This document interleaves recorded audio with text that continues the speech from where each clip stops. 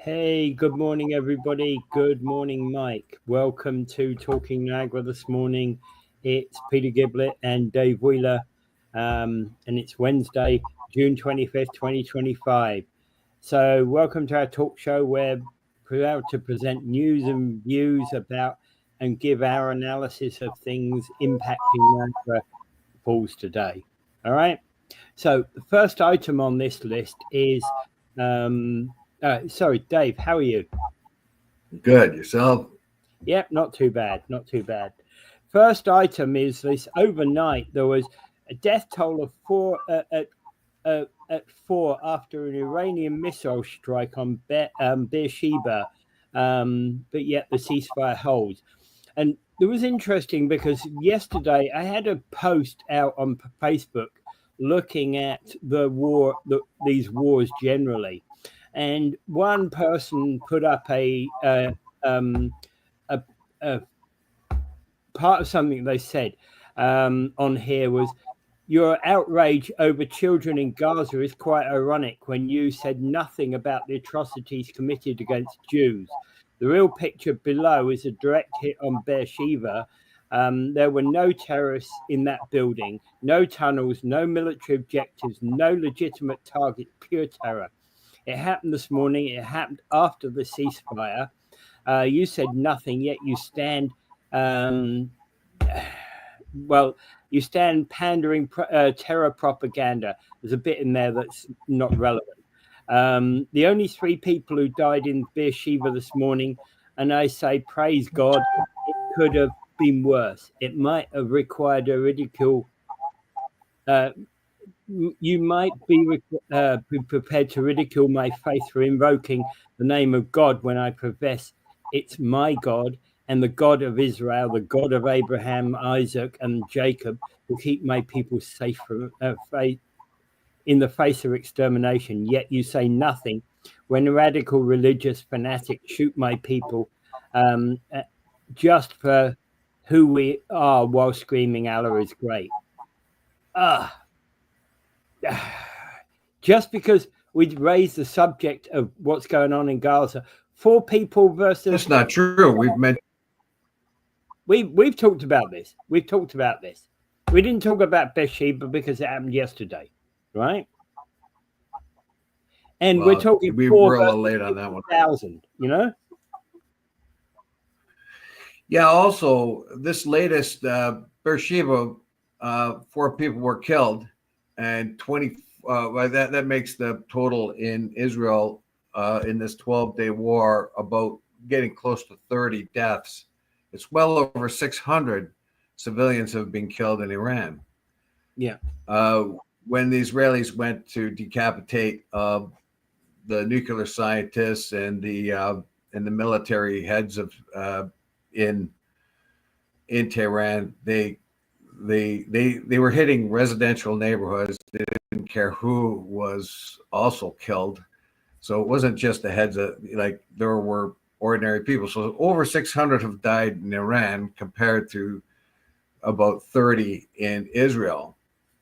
Yeah. We've said on this show from the very beginning, though, one death is too many, and these are innocent people getting involved that are victims of a war that they didn't want. Yeah. And that doesn't matter whether it's 4 people in an apartment building in Beersheba or, or 300 Iranians or 50,000 Gazans. Well, the number in Gaza is probably up to around 57,000 now. That's the latest figure I've heard. We haven't seen anywhere near official stats on that. But yeah, I accept it. I accept what you're saying. It's a big difference. Yes, we do. We do talk about anti-Semitism. We do talk about the innocent people who are being killed. And not long ago, we talked about school children being threatened in Toronto, of all places, just because they were Jewish. I think it was a Jewish girls' school. So yeah, we do. And remember, this is something that's been going on. We talked earlier this week about the security at the St. Catherine's Mosque event, didn't we? Yeah, remember attacks have been on mosques and things too. What they're saying there is completely untrue. That that we do not talk about those people who were Well, they weren't Jewish. talking about us, but they were talking about Angela actually. But anyway, but Angela was saying much the same as what we were saying. Yeah, yeah, but it's important to point out that the innocent people here are the ones that were killed. And we brought up Vivian Silver, who is a Canadian Israeli citizen who tried very much to break down the barriers between Palestinians and Israelis and she happened to be a victim of that massacre on October 7th. We have said here also that when Yair Sinwar attacked the people of Israel, in that attack, he did more damage to the Palestinians than he did to everyone else. Yeah, and we have to remember the very first thing the IDF said was, we're going to shut down the water, we're going to cut off the food, we're going to do all that. So they made it very clear in the very beginning that they were going to use food and water and anything else that sustains the civilian populations as weapons of war. Yeah. So and they have continued to do that. There's deaths every day while people are trying to get food. Because of the Gaza oddly called the Gaza Humanitarian Initiative, or whatever it is, where they try to put food stations in certain areas, and then when people try to get to them, there's massive disorganization. The roads are broken, the transportation systems are broken. So when you tell a lot of people over there is the food, and they come rushing for it, and they aren't in the proper line, they get shot. It's, I don't know, it's a barbaric practice. Here's a continuation of that particular another part of that statement. There would have been nothing wrong with a qualified anti-war stance subject to self-defense, if only you had the moral clarity to properly identify the aggressor. I'm sorry, I think we did identify. I believe I do identify the aggressor. The aggressor in Gaza is Israel. Is the IDF, and we have to be clear about that. They're not Israeli people. That is Israel as a government acting through the IDF as directed by Benjamin Netanyahu. Right? Very clear on that. It's not the Israeli people, not the Jewish people who are suffering as much as the Gazans. I pointed out here too that where I get a lot of my material that speaks against Zionism from Israeli intellectuals like Ilan Pappé, Gideon Levy, Miko Peled. These are the people who have spoken up, and these are Israeli Jews who have spoken up against the colonial efforts of Zionism. This Zionism, the beginning of Zionism that started in 1897, is what has precipitated everything since the colonial efforts of Zionism. So who is the aggressor? At any given day, you could say, well, this side's the aggressor today, and that side's the aggressor tomorrow, and this side's the aggressor today. This has got to stop. And and there is nothing. No, we've said on the show many times that the Jewish population is always at risk because there's an undercurrent of anti-Semitism in Europe, in European civilization, much more than it was in the Islamic Islamic world, where for the most part Jewish communities lived reasonably at peace. Christian and Muslim community, or Christian and Jewish communities in the Muslim world, were like second-class citizens, but they weren't nearly as persecuted as they were in Christendom. They were persecuted at different times in history, but nothing that compares to Christendom. Yeah. And the reason why Jews, Ashkenazi Jews in particular, left Europe to go to somewhere where they were safe was because of Europeans. Yeah. Europeans are the ones that pushed them into the Holocaust. It's Europeans that put them into gas chambers. Yeah, and 1,000. You know, what Hitler did with the 6 million Jews in the Holocaust, of course, comes as the height of 1,000 years of pogroms under European Christianity. Absolutely. Yeah, it must be put very clear here that the Europeans and the pinnacle, of course, they come to a peak during the Holocaust. But I'm not blaming the Germans for that. I'm blaming European civilization for that. Yes. European civilization could not live up to its ideals, and it went completely xenophobic. And you might as well be in the Houthis versus the Tutsis. I mean, and you might as well be in the Turks versus the Armenians. It's the same thing. Yeah. Morality breaks down.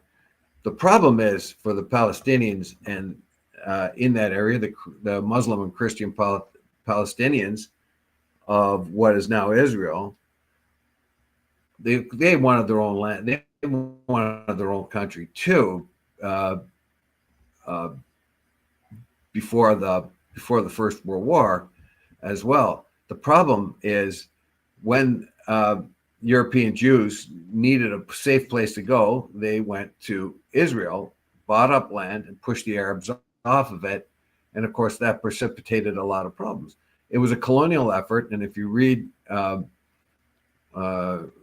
things by Theodore Herzl, and other and Ben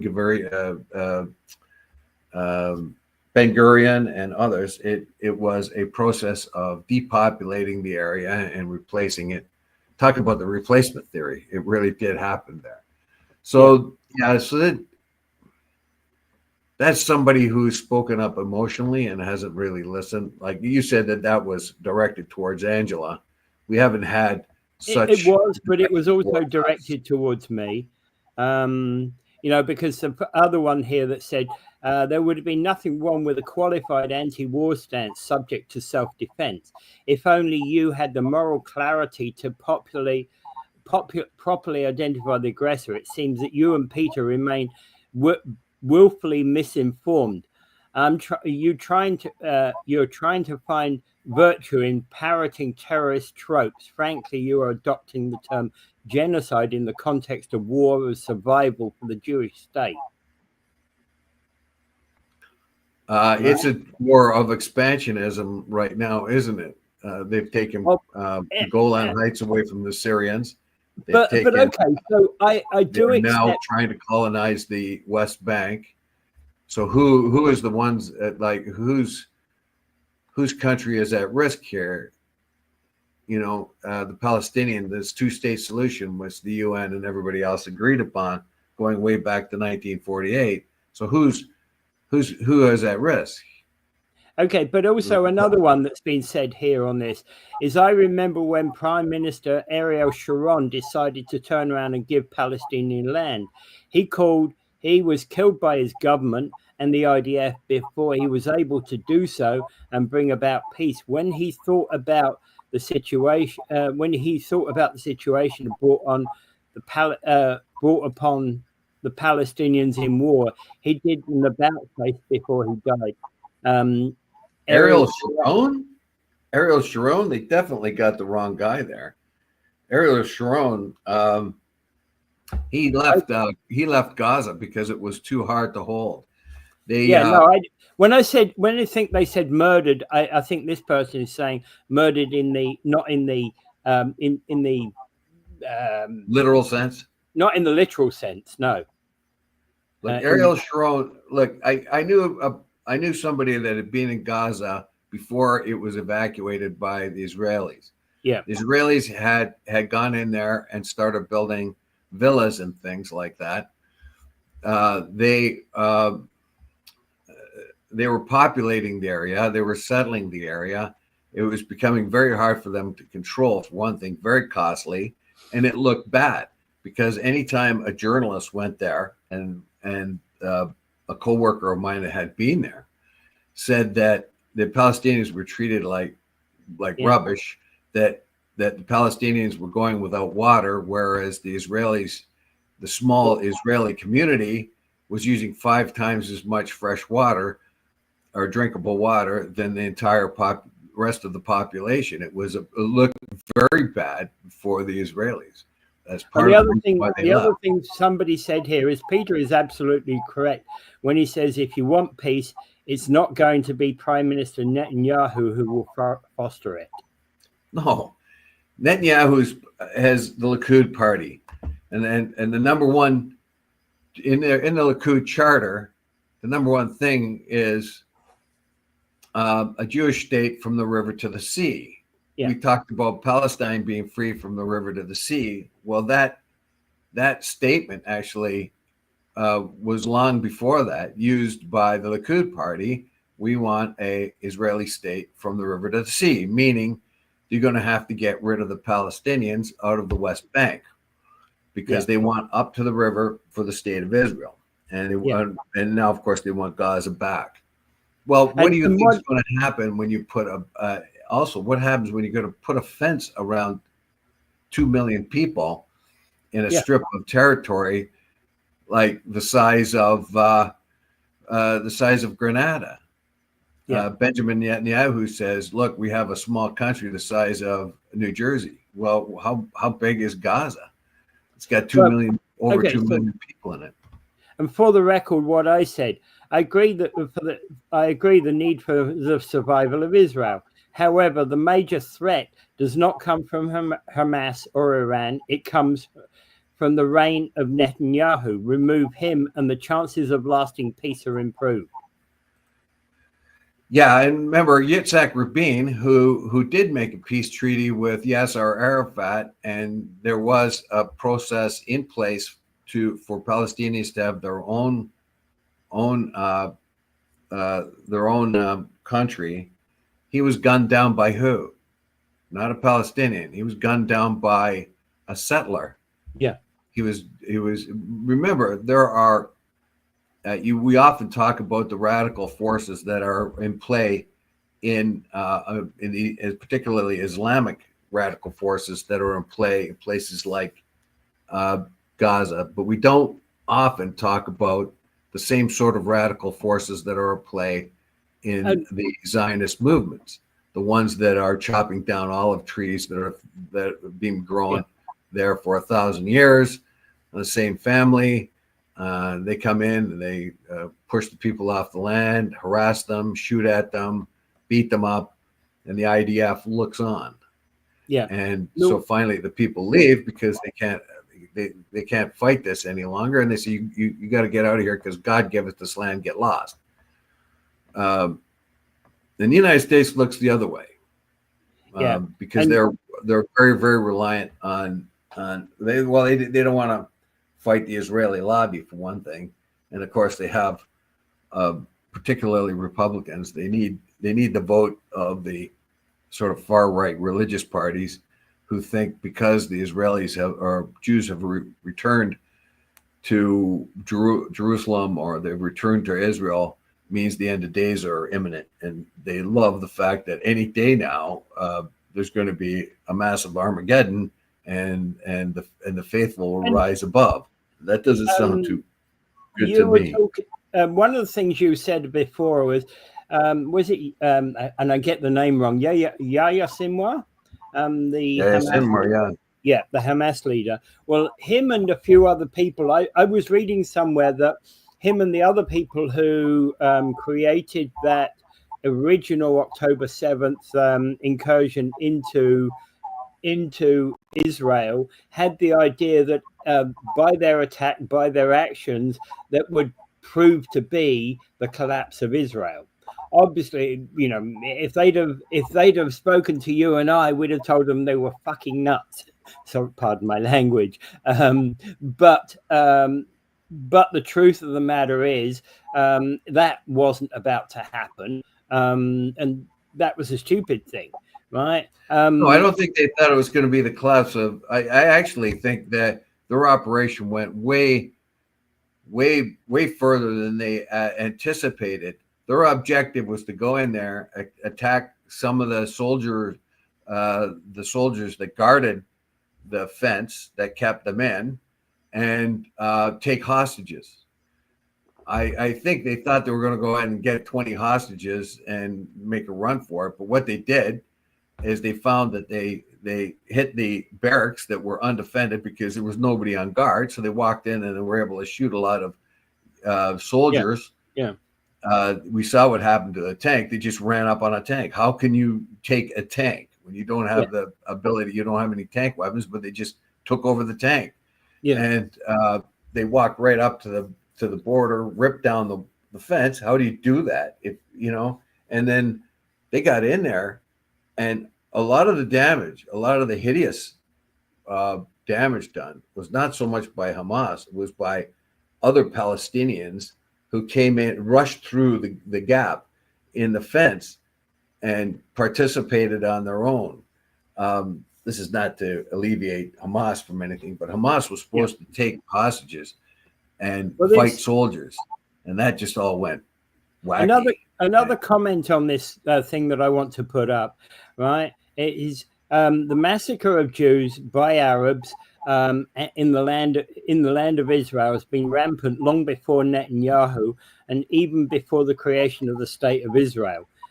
And I'm not going to deny either of those statements. But it's funny how people with the least connections to the region. Well, what's the historical? I want to know the historical relevance of that. Look, in what we know as of Israel right now, in the beginning of Zionism, there was only about 4 to 5% of all that area that was populated by Jews. Yeah. The rest of it, 95% of it, was Muslim and Christian Arabs. No, actually, they call Muslim and Christian and Arabs. They're not really even Arabs. They're Arabized people. Yeah. If you check their DNA, it would be more closely aligned with Jews than anything, because that's exactly what I was saying. I read an article that was a scientific article, and I think you've read the same one, that basically says that many of the Jews that were returning to the Middle East actually share DNA with many of the Palestinians and other peoples that were already there. Yeah, I read something. I don't know how true it is, but DNA is illegal in Israel. I can't really see that really happening, but I can see the paranoia, because when they start checking DNA, they'll find that the DNA of the people of Palestine hasn't really changed. The Israeli Palestinians who have not left that area, even though their numbers were low, their DNA would compare with the people who lived there. I also like to point out that the Palestinian Jews did not really. A lot of times, the Palestinian Jews that existed before Zionism weren't too happy about Zionism either. So there's a lot to the story. There's a lot to unpack. But the fact of the matter is that land belonged to somebody else before it was colonized. And the people who were colonized and pushed off their land are continuing to fight back. Yeah. And you can look into the history of that, and it's been massacre after massacre. One day it's the Arabs massacring the Jews. Next day it's the Jews massacring the Arabs. And I'm not even sure calling them Arabs is a correct thing to do. They're Arabized people, but their DNA is probably more related to the Mizrahi Jews than anything, All right, and there's quite a lot on that, but apparently right now the ceasefire is holding. Thank God. The Beersheba attack may have been the last attack prior to the ceasefire. No, there was one more. Israel bombed the crap out of Tehran when the ceasefire was announced to conclude within 24 hours. Israel decided they're going to get their last licks in and bomb the crap out of Tehran. which irritated Trump. He says, I called this, and then they loaded up their I called for a ceasefire. And what did they do? They loaded up their fighters and bombers and bombed the crap out of Tehran. He was really irritated by that. There was go ahead. Yeah, go on. There was another missile. The missile in Beersheba actually landed before the ceasefire, which was stupid on Iranians' part, if you ask me. There's 4 people there and many injured that did not have to die, but they were getting carpet bombed basically, and so you can imagine why they sent it off. And then Trump had to get really irritated at the Israelis because they had packed up their bombs again to go. So the last bombing raid, the last thing destroyed was a radar station, because Trump told them, look, turn your planes around, wave, and go back. Do not drop bombs. Netanyahu says, well, I got to do something. And so they decided that one remote or very unimportant radar station would be the thing. I don't know how unimportant it is, but they only dropped the bomb on that one radar station. Mike asked the question, are you saying the Palestinians are Nephilim? Nephilim. Oh, you're talking biblical terminology. I think here. Biblical terms. I think Palestinians actually have a lot in connection with there's 2 groups, and I forget their names. I heard it when there's definitely 2 groups out there that are very similar. Well, what he's talking about, Nephilim, is a very old biblical term, and it has to do with, was it giants or something? Yeah, the Nephilim were giants that lived in the Bible. If you go to the Old Testament and read that, they'll talk about giants, and they'll talk about these kind of superior people that lived in the area and were eventually displaced. So I don't think that the Palestinians aren't really all that tall. So I don't think they're Nephilim. No, I don't think they are. I think that might well be a reference to Neanderthals. No, he's using a biblical reference there. Yeah, I know. The other one is Philistines and Canaanites. That I believe that is where the relationship exists. Well, the Canaanite kingdoms were in that area of the Moabites, the Philistines. The Philistines were a different group, though. They were not, evidently, they were not Canaanites. Philistines may have been what was left over of the Sea Peoples that attacked the whole area in around 1200 BC when the Bronze Age collapse happened. If you know history, there was a massive migration of warlike people out of the Western Mediterranean at times when there was a lot of drought and weather hardships that caused a lot of people to move. And I think there was up to 7 different identifiable groups that all got together, and they pretty well wiped out civilization after civilization in the Eastern Mediterranean. The Greek civilization, the early Greek civilization, was destroyed. The Hittites were destroyed. The Assyrians suffered setbacks, and even though the Egyptians set a trap for them and beat them, they still caused Egypt to become reduced in power. Yeah, because of it. Now, Canaan. So the Canaanites. The idea that Canaanites. A lot of people think the Israelis were actually just one more Canaanite kingdom. That they were Canaanites. People of Canaan. This is a lot of ancient history, and some of it may or may not be true, and not all of those sort of historical things can really be traced to the modern people anyway. Yeah, seriously, what we do know, there was a constant ebb and flow of people going in and out of the area. At one time during Israeli when the Jewish kingdoms revitalized themselves around, I think it was 100 or 200 BC, they went around the whole area and forced people to convert to Judaism, which is kind of interesting. King Herod was one of those whose family had been forced to convert to Judaism, and he was, I think, more Nabatean, which would be closer what they call the Arab kingdoms of Nabatea. So anyway, that can get into it, but I don't think the Palestinians are anything associated. They're just part of the people that have been there, on and off for millennium. Yeah. All right. Moving on. Manufacturers are starting to remove artificial food dyes from their product, particularly now in Canada. This is becoming a thing in Canada. We talked about it a few weeks ago in America. So there's an article out here in the local press about what it means to what do you got? What is it? What it means to Canadian shoppers. Yeah.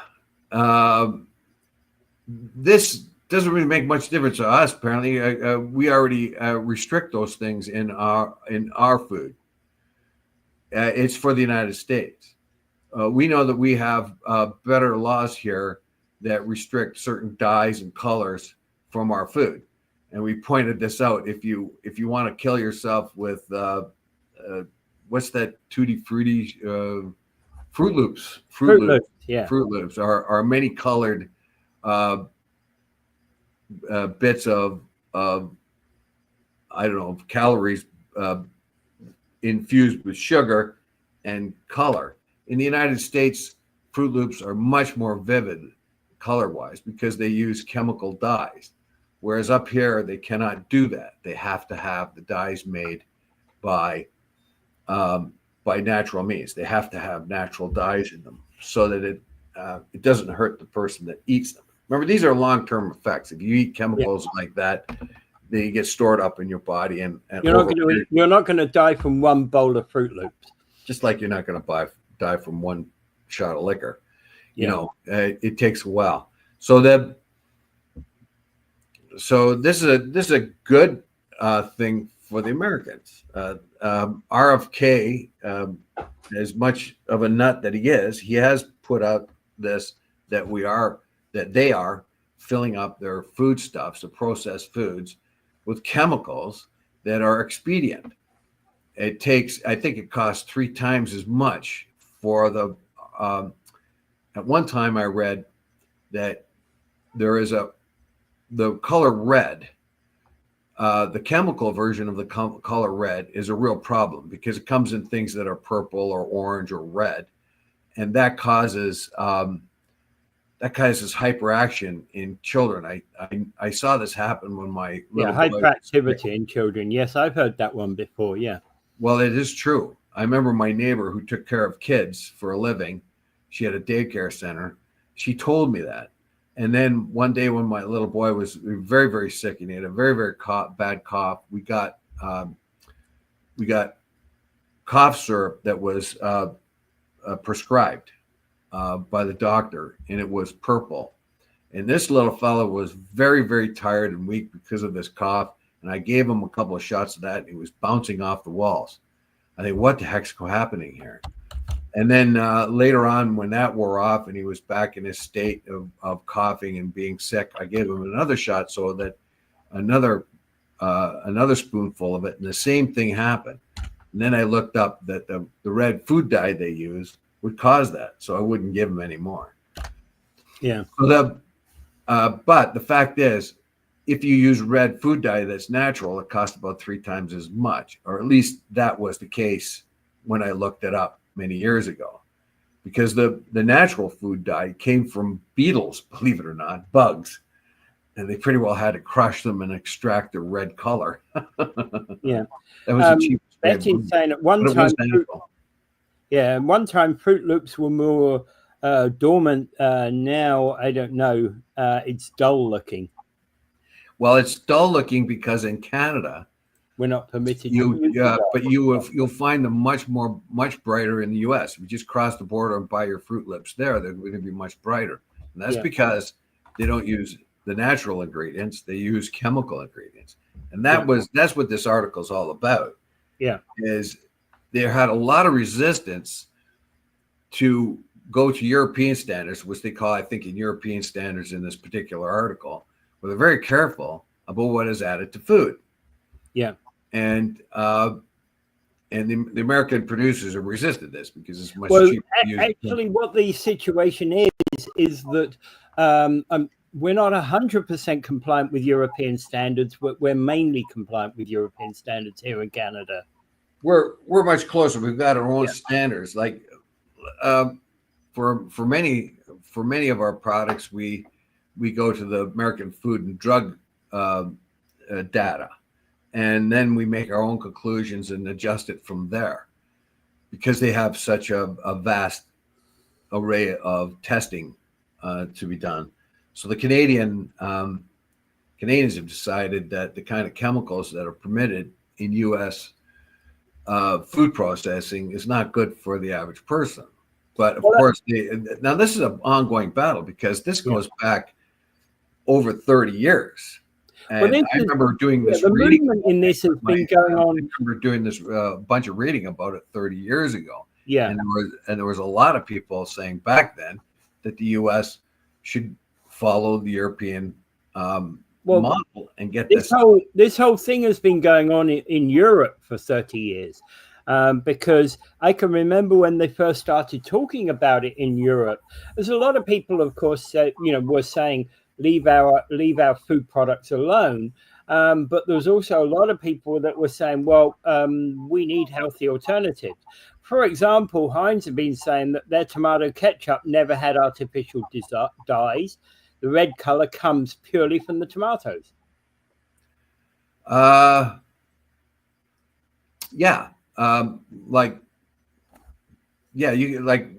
you buy some spaghetti sauce, if you've got a lot of fillers in there and it's not red enough, they might put food color in it.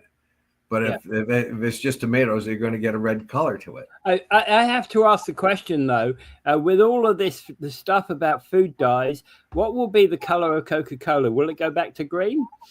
There's no dye in it. They get their color from caramel, I think. I don't think there's any dye in Coca-Cola, although I don't drink Coca-Cola, so I wouldn't really know. There's a story out there that I once heard that the original color of Coca-Cola was green, and when they put it on the market, most people went, "Yeah, don't want that."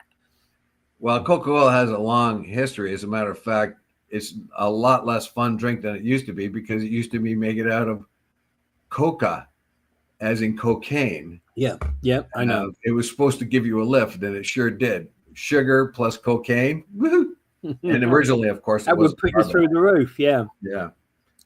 Talk about hyperactivity. Anything else on food dyes? Yeah, well, Kraft Heinz and others have already taken the food dye out of the famous macaroni and cheese, and their mustard, and removing any synthetic food dye colors from the product portfolio in 2027. I think a lot of this, and I don't want to give RFK a whole lot of Robert Kennedy Jr. or whatever his name is, RFK Jr. there. I would want to give him a lot of credit here, but that's one of his focuses. And I think the food manufacturing thinking there's no way we can pay off the senators and congressmen now when their main health guy touts the benefits of removing synthetic dyes. So they're going to have to go that way after fighting for over 30 years to keep them in. Yeah. All right. Moving on. Walmart is planning to remove self-checkouts from select stores. I don't know whether we're going to get any removals locally. I did notice that at one point, our Walmart was almost 100% self-checkout. Then they stepped back from that because people didn't like it. No, I don't particularly like it. The only time I use self-checkout if there's no other choice. When there's two or three things and there's long lines. Yeah, and that's pretty rare. I was in a grocery store the other day. I had to buy just a few things that I needed, and I went right to the checkout people because they have a job. Unfortunately, this decision was not made because they want Walmart or these other stores want to employ more people and train them and give somebody a wage. They are doing it because of the excessive shoplifting that happens at self-checkout. Yeah. Well, of course. There's a lot of shoplifting going on. And I can tell you a story. That same grocery store I'm talking about was Zara. I was at Zara's one time. And there was a couple ahead of me in the line. And they had a baby and a buggy, and they put they put their purchases down on the belt, but they had a whole bunch of other stuff stuffed in the baby buggy where you couldn't see, where the teller couldn't see. When I got her notice, I kind of give her a notice and pointed to it, and they were about to pay, and she says, "Oh, what about those things?" And they kind of were pissed off. Oh, we forgot about them, and they had to put them on. Yeah. They were trying to get away with buying some and stealing some. Yeah. And what Walmart and the other stores like Target and whatever have determined is that it's going to be cheaper to have people checking out other people, cashiers, rather than automatic tellers, because there'll be a lot less thievery. It will save them more money. They have no moral quandary about dumping the jobs. But because if they have a cashier, it's less likely that things are going to be stolen from them. Well, it is a big issue. $112 billion a year. Yeah, I'll be honest about this. I've been using self-checkouts since the 80s, right? The first self-checkout I used, I seem to remember, was in a store called Waitrose in the UK, which came around in the late 80s, about 88, 89, I think. And they offered this situation. You would have shopping bags that they would provide to you as part of being a member. And you could go around the store with a handheld what do you call it, scanner, right? bar scanner, barcode scanner, right? So we could, and the thing was that you could actually add products and remove products with your barcode scanner. And we went up to the self check every week. We did this, and did you get it wrong occasionally? But sometimes yes, sometimes not. But basically, they had people at the self check, and they would every once in a while they basically just do an audit of your entire load. Well, the problem with Walmart, we found that shoplifting is become epidemic almost. Yeah. We find enormous, aside from the big shoplifting when they get a gang going there, grabbing as much stuff as they can and running out. Shoplifting has increased incredibly, and it has become a burden to the stores, which means it becomes a burden to us, because shoplifting, the store doesn't pay for the shoplifting. We do. Yeah, I know. Because the prices go up. Now, I have to say that when we did this self-check, the only time we ever found that was anything wrong, we got home one time, and it was my son who had put something in there without putting it through the scanner. And we kind of realized when we got home, but it's like too late then. Well, I've gone back. I've had stuff in my cart which I forgot to put up on the line, and I've gone back to the store and paid for it. Yeah. It might be a couple days later when I realize what happened, but I go back. I don't know if it was something for about $1 or something. Maybe I wouldn't. Well, yeah. What I meant by my son put something in, he was like 10, 11 or something when this happened. He put something like Something he wanted. A candy bar or something that we didn't notice, right? Yeah. But anyway, the problem is that there has been a huge amount increase in thievery. Walmart doesn't care. They would have the automatic checkouts all over the place because to them it made economic sense to take away a job and put in a machine. Yeah. Now that's backfired on them because they found that there's an extraordinary amount of thievery, particularly at the automatic checkouts. And they even talk about the psychology here where people aren't being, when people realize they're doing their automatic checkout and there's no eyes on them. So, okay, I'll just steal this one or not put this one in, etc. So that is the minor form of shoplifting, but it just happens more in automated machines. Yeah. So economically, not morally, not for the interest of the persons employing more people, because they certainly would like to employ less. Yeah. If you can get a machine to do it. That backfired on them because it has increased shoplifting. Now it makes economic sense to put in a cashier. But that said, Dave, you used the example of putting stuff in the bottom of the pram. You could go through an actual normal manned checkout and having put stuff in the bottom of the pram, and unless the cashier looks down at the bottom of the pram, he wouldn't even notice that was there. The problem is, and that is addressed here in the article, which says that the incidents of those kind of things happening are much less when there's a cashier. Yeah, I agree. They would be. They would be. That's the economic sense. Like I said before, they wouldn't have done it if it did not make economic sense.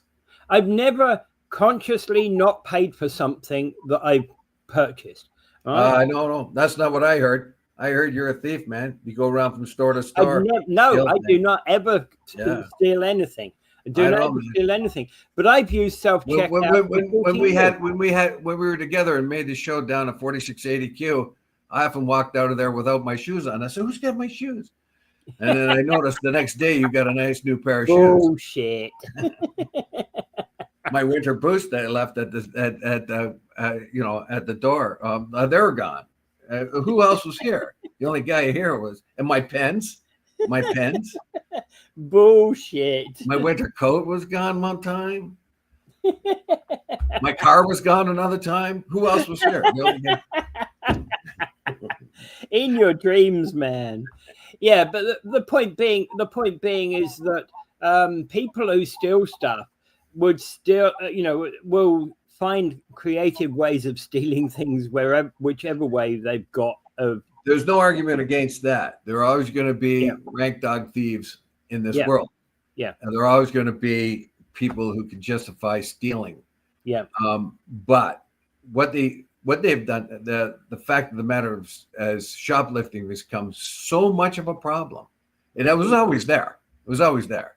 Oh yeah. It has become so much of a problem that they were actually going to hire more people to reduce the amount of shoplifting. So anyway, it's a big win for the wrong reason. They're not hiring people because they want to help people. No, they're hiring people so they can save money. Yeah.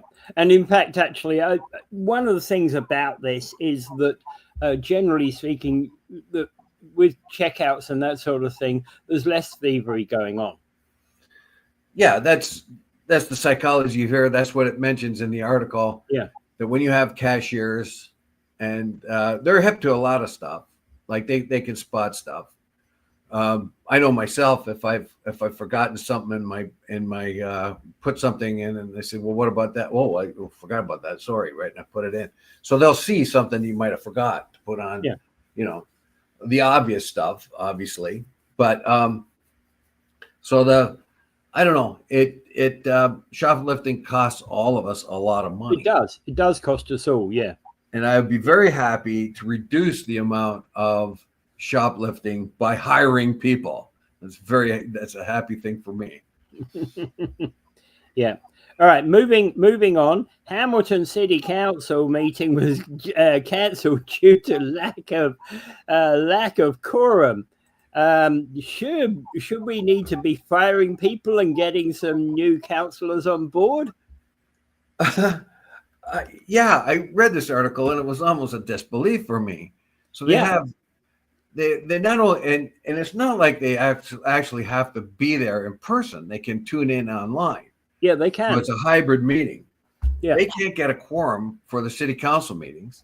They had 4 people. They had only 4 councillors were on time at City Hall, with another 4 logged in via video, which didn't make a quorum.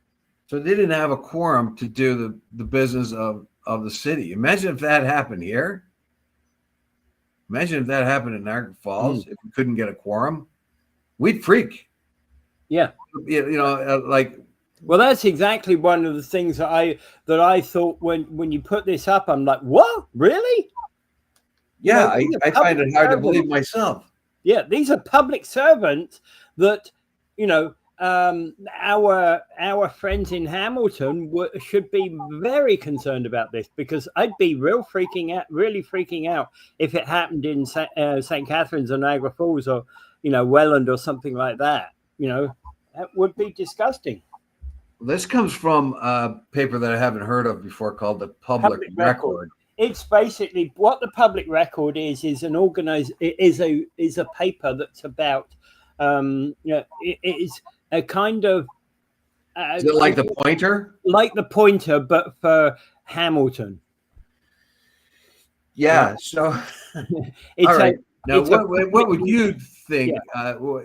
And this is not the only time. It happened in January too. Yeah. So they couldn't get a quorum.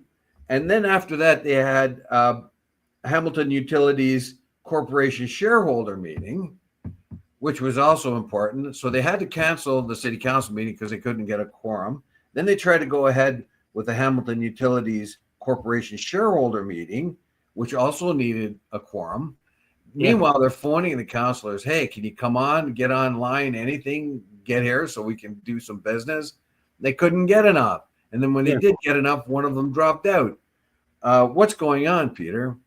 And these are full-time councillors, because this meeting was held at 9:45 a.m., started at 9:45 a.m. And Hamilton Enterprises Holding Corporation, which I'm presuming has relation to things like Electra and electricity, the electricity and other things, other services that Hamilton provide to the public. Yeah, it's honestly, why, I know it's summer months. Well, it's not officially yet, and that doesn't have anything to do with it, because they had this problem in the winter. It's disgusting. Yeah, absolutely. They had this problem in the winter, so you can't blame the weather. Yeah, you can't blame the weather. Yeah, you're right. January, you had one in January. You can't blame the weather. No, this is not on. And some of the councillors that didn't show up, I'd be questioning. We don't have the right of recall here in Ontario, but I would be questioning if they didn't show up, shouldn't we be we'd be asking for a recall? Well, they must be having trouble getting people to move to meetings, because they've reduced the amount of meetings for 2025, and they still can't get a quorum. So they reduced the amount of meetings. They've under the new calendar, there are no council meetings during 18 weeks this year. They also have a 32-day vacation block that begins in August and ends in September. So they tell everybody, look, we'll tell you ahead of time, we're not going to have council meetings then. So if you're going to take the holidays, take them then. Fair. Yeah, that's fair. Right. Okay. But they've already reduced the amount of council meetings they normally would have had because they had trouble making a quorum. I think the problem is the time in which the meeting happens. It happens in the morning. Our meetings happen in the afternoon, where people can. Well, our meetings happen in the evening, but it depends upon. I think the time of the meeting probably is because maybe the Hamilton councillors are full-time, not part-time.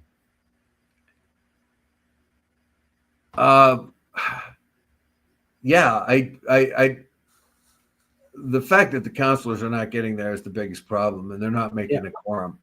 And if I was voting for the councillors, I make note of who's showing up and who's not. Yeah. Which reminds me. What about Ford and his huge holiday thing? And he's not going to bring Parliament back until October or something like that. Well, that normally does happen. You get a shutdown from about in Parliament you get a shutdown often from about June or July till October. Yeah, October does way too long. Fairly normal. I think it's more often September than October, but still. Have a shutdown during the month of July. That's it. Maybe July and August if they need to have time behind the scenes to do some work. To have the shutdown of Parliament for that long, baloney. You can't get business done if you take half the year off. I say pitchforks and peasants. Let's burn down the Parliament buildings. So from your viewpoint, the peasants are going to raid Hamilton Town Hall on the way to Queen's Park, eh? That's right. We can start in Hamilton. So we get the peasants with the pitchforks and the torches. Absolutely, Karen.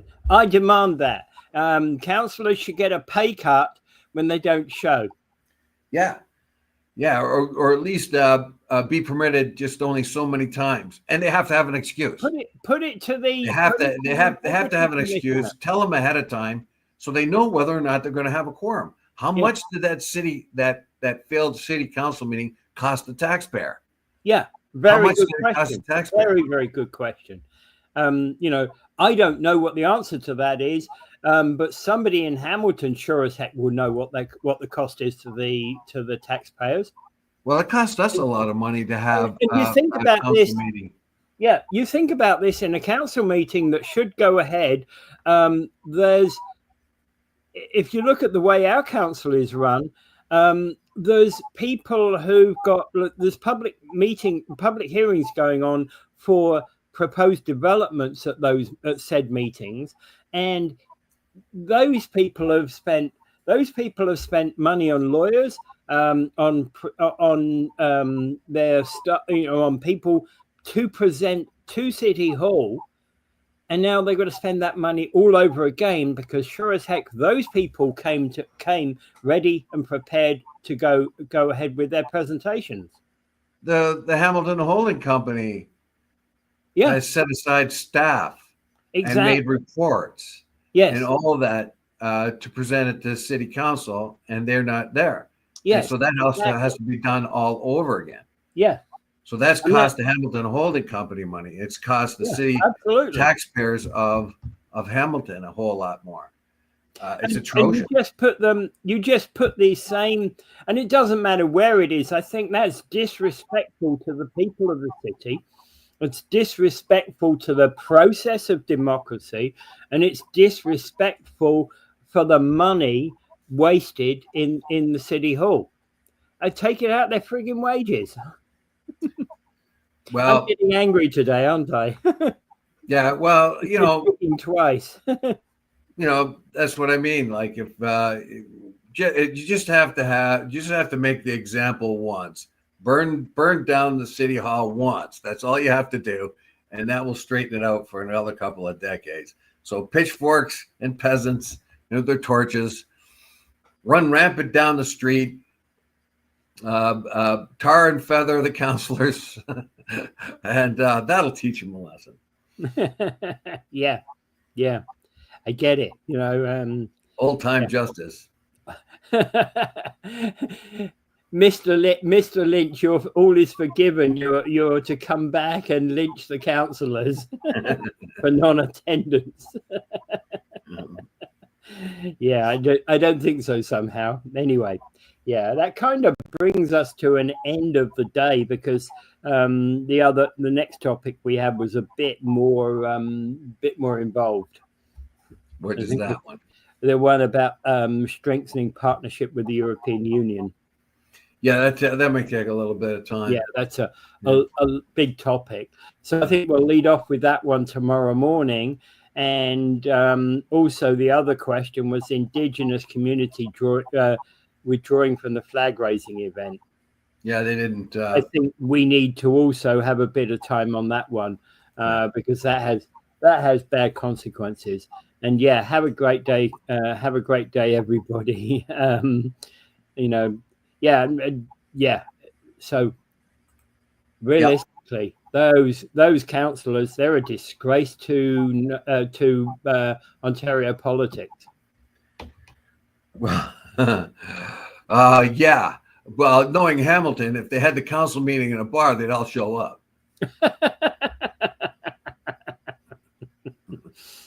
Are you saying something about my Hamiltonian friends?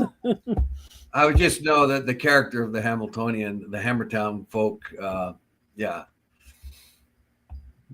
definitely. Well, I think and if it was an all-male council, then it would be a strip bar, and they wouldn't leave.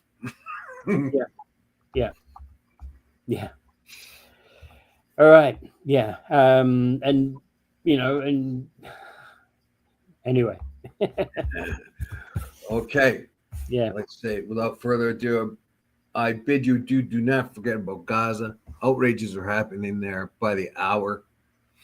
We stopped the Iran-Israel war is probably on its back heels right now, and something will get settled there. I think it's going to be the IRCGA all over again, which was the Obama deal that they had. It's going to be like that with Trump's footprint. It was a bad thing to remove those inspectors. The Obama deal may have had some flaws in it, but it was better than what we've got right now. Yeah, there was controls on them. Yeah, there was control. I don't know, it was a perfect solution, I thought, because it involved China and Russia, the UK and France as well. Yeah, they were all part of it. And that's an important factor, because involving those four nations, I think, is right because they're four nuclear nations, and they're nuclear, and France particularly is very hot on nuclear power and knows exactly what nuclear power requirements, and UK is very big on safety in nuclear environments. Yeah. But I would just like to sit back to Gaza. If that is time to end that now. Yeah. It has to stop. It has to stop. Everything has to stop. Seriously. I mean, 57,000 people. Well, as much of an outrage and as much as of a murderous attack was October 7th, there was 1,200 people killed there and 200 taken captive. There is the revenge that, and a few places got destroyed. All of Gaza is destroyed, basically. There isn't dwelling. People don't have security of all, and 57,000 will be killed. 125,000 will be wounded, some very seriously and maimed for life. And that is a revenge of over 50 to 1. Yeah. So the Israelis have killed 50 for every one that they got killed in the same manner that Yahya Sinwar is doing it. One of the things that strikes me and gets into my mind is I remember the ending of the hostilities within Northern Ireland. It was brought about by two women that crossed the Falls Road divide and started to talk to one another about how stupid everything that was going on around them was. They didn't. Thank God. They were the catalysts of peace. They didn't ultimately bring peace, but we require something different like that. something where people are prepared to cross the divide and say, we need to stop this.